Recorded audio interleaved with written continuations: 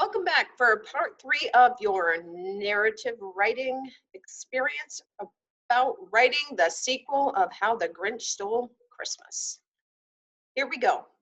I'm going to share my screen with you because I have filled out the graphic organizer because I want to go through with you how to begin to write or attack this writing. So before I even start writing, I'm going to review with you what I've come up with. So my story title is How Max and Matilda Saved Christmas. Who is Matilda, you ask? Well, you're gonna have to wait and see. The problem. The Grinch cannot find Max and doesn't want to celebrate Christmas, and his heart shrinks again. Okay, sounds like the other one, but it's a different problem this time. The solution, he finds Max and finds out he was long gone, and Max now has a family of his own. So that's kind of exciting, but I'm going to build it into my story. It's very segmented right now, but I'm going to build my background about how Max ends up finding his family or having his own family. So my characters are the Grinch, Max, Matilda, and there's puppies. Who doesn't love puppies, right? The setting, Whoville, in the winter, the Grinch's cave, and in the woods. So I'm going to have 4 different settings in my story to help describe what's going on. So the climax, the big point of the story, Max ends up having a wife and puppies. So remember when I told you how the more detailed your graphic organizer is, the easier it will be to write your story. So you can see I have about 3 or 4 sentences or phrases under the beginning, the same in the middle, and I actually have a little more in the end because I want my ending to be a little bit better. So my story is going to start out as Max, the Grinch's dog, goes for a run in the woods and gets lost. And then the biggest snowstorm that Whoville has ever seen comes and it snows them in. So the Grinch cannot find Max. The Grinch starts to get grinchy. And I'm going to develop my story in even a little more because we'll say he got lost right after Christmas. I'm going to put that in there. So I should add that in there. So I'm going to put in Max gets lost. We'll put right after New Year's, right? New Year's, because that's really a snowy time of the year. So they've already had Christmas. So then in the middle, during all that time, so he loses Max after New Year's. So he starts going into February and he can't find Max in March and April and May and June. And he's so sad. The Grinch's heart's shrinking and shrinking and shrinking every day that goes by without his dog that he loves so much.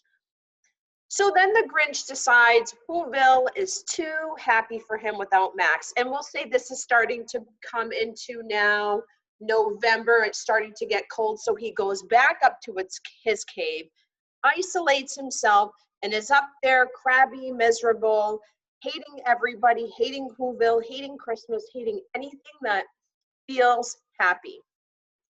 So then people come to visit the Grinch because by now he's made friends. And he's being mean and he's being grinchy again. So the people of Whoville who care about him, Cindy Lou and a few others, decide to go look for Max. And this is going to probably be right before Christmas. They find him in a little cottage with somebody named Terry Boo Hoo.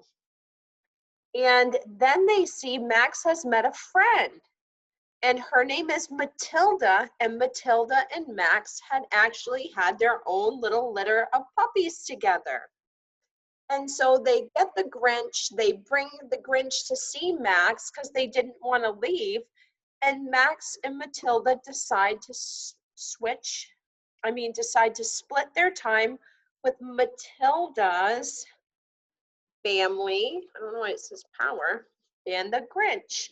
And they all have a happy Christmas at the Terry Boo Hoo's cottage together.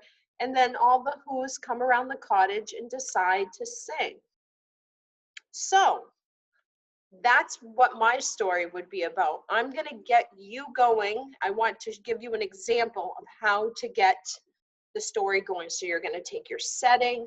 You're going to take some details from the beginning. I'm going to type mine. Oh, and my message. It doesn't matter where you are. Home is where your family is. Okay? So I am going to start a new page. So I'm going to build my background.